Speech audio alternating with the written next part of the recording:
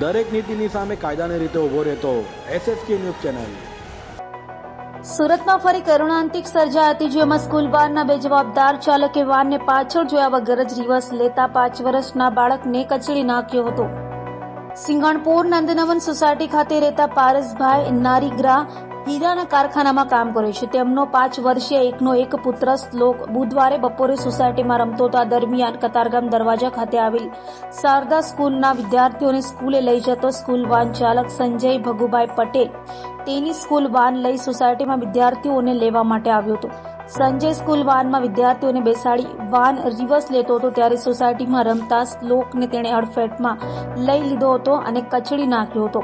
વાનની નીચે કચડાઈ જતા માસૂમ શ્લોકનું ઘટના સ્થળે જ અરેરાટી ભર્યું મોત નીપજ્યું હતું। બનાવની જાણ થતાં સિંગણપુર પોલીસ ઘટના સ્થળે દોડી ગઈ હતી અને સ્કૂલ વાનના ડ્રાઈવર સંજય પટેલ સામે ગુનો નોંધી તેની ધરપકડ કરી કાર્યવાહી હાથ ધરી હતી। ગઈકાલે સિંગણપુર પોલીસ સ્ટેશનમાં એક ફેટલ એક્સિડન્ટનો ગુનો રજીસ્ટર થયેલ છે, જેમાં ફરિયાદી પારસભાઈ નારીગરાના 5 વર્ષના દીકરા શ્લોકનું વાહન અકસ્માતમાં મૃત્યુ થયું છે।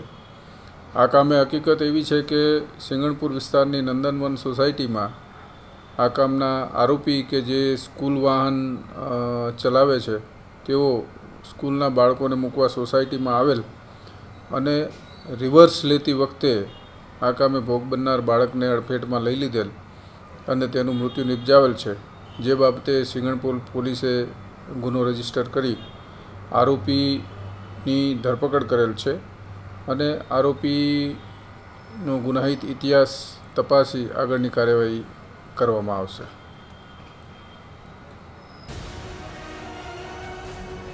દરેક નીતિની સામે કાયદાની રીતે ઊભો રહેતો SSK ન્યૂઝ ચેનલ।